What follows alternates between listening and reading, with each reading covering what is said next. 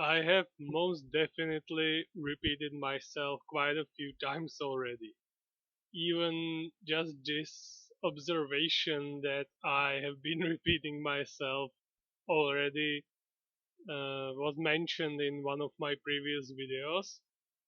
As I was listening to some of my older recordings, I've noticed that I am able to somehow keep track of the media portion since I do that pretty much chronologically.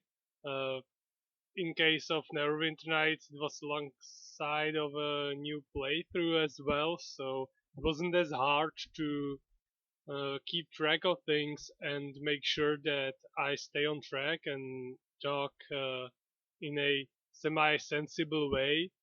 But the portion that precedes this, when I just talk about whatever I find either interesting or, on the other hand, problematic, then it seems like my goldfish memory is struggling a little bit, and I'll definitely have to make sure that my mind is in the right place and that I'm not just going over the same thing over and over again.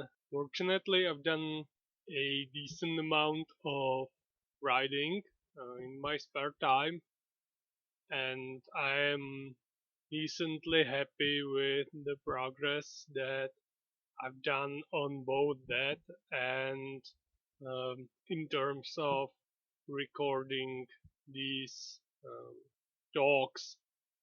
So that's a positive sign for me, definitely. So I am glad that this has become something of a custom, a habit that I've picked up, and it definitely making me appreciate things that I have not exactly forgotten, but maybe they got overshadowed by the current state of things. When I'm done with the Asterix comics and movies that I can clearly remember, uh, I already picked what I'm going to talk about next, which makes me again happy because I was so slightly afraid of not being able to consistently pick new themes that I could talk about in a way that would not betray the initial premise of these recordings, because I wanted to do them r- really mostly from memory. I didn't want to prepare anything. I didn't want to think too much about what I'm going to say or how exactly am I going to formulate my thoughts as in simulating a real conversation that would make at least some sense, that would sound at least coherent. And so far, I think it's been working out decently.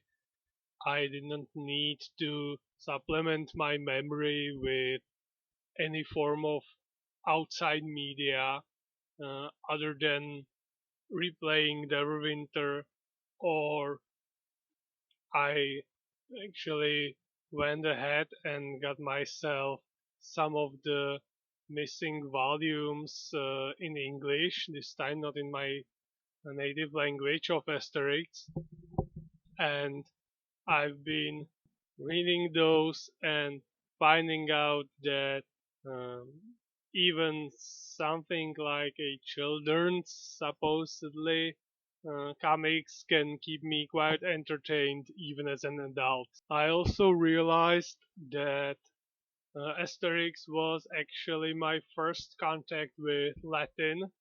I was really small when I first read the early volumes, and there are some idioms in in Latin. Uh, they are translated as well, but they are kept in the original Latin version, and this has been probably no, not probably. This has been most definitely my first ever contact with that language. It is quite unfortunate that I've never really studied Latin in depth. I was barely able to learn my own language and bits and pieces of English and even less of French, but Latin has been somewhat of a distant interest that I wanted to get into one day, and it obviously haven't happened yet. Maybe it will at some point because it's a very interesting language. Most of English comes from Latin, let's face it, and it's not like French is that much different in that regard. So the basics may already be there, but obviously I have no idea about the inner workings of the language, so it would be another huge project. And considering the fact that I'm already struggling with English currently, I don't think it's a good idea to mess around with another language yet. So that's one thing, and one more. Um, I wanted to address the names of uh, the characters in the comics and in the movies because they are sometimes very different. There are two versions, as far as I'm aware, the Belgian and French. Um, the one that I remember from the animated movies and the comics was the name of the druid Panoramix. In the other version, he is called Getafix, and I remember that this was quite confusing for me as a child. Uh, Now I know the reason why that is, but I'll try to stay consistent with the names, but it may happen that I falter as I stumble over my memories, so hopefully that's just a warning.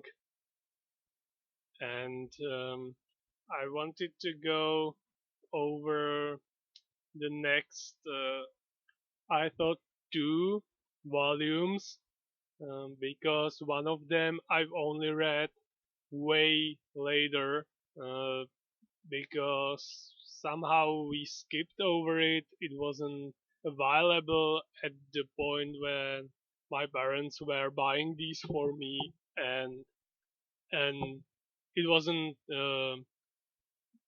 one of my favorites at any way, shape, or form. So I think I only read it once or twice, so I can barely remember it.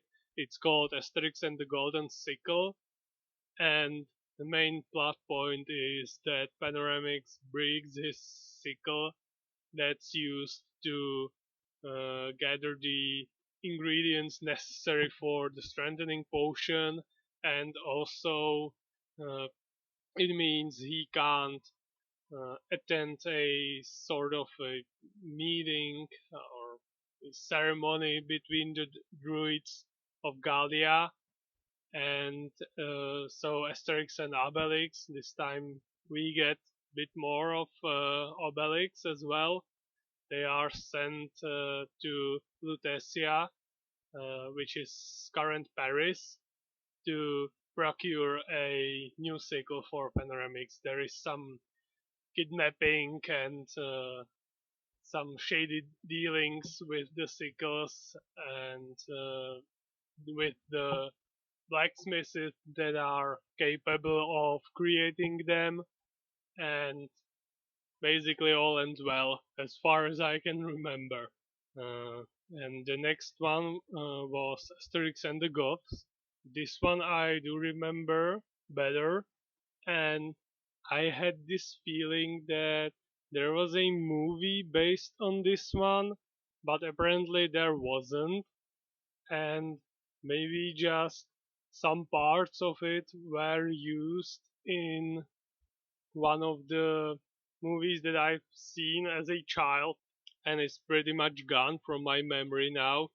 Uh, so I'll just go over the premise for now. I've spent a lot of time on the pre-Asterix segment, so this time we are focusing in somewhat of a continuation of the previous volume on the Druid ceremony, the conference, where the Druid Panoramix is attending, and he will be fighting for the title of the Druid of the Year.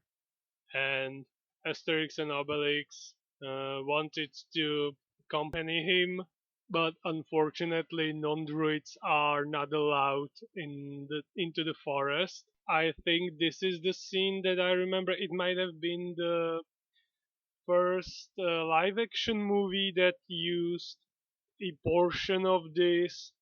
Uh, I'll definitely talk about that one because it's still quite uh, fresh in my memories, and it is dear to me, not as much as Cleopatra, but they sent the jock Idefix to follow Panoramix into the forest in that live action, and it might have stuck with me. But yeah, this is the basic premise. I'll go over this volume in the next video.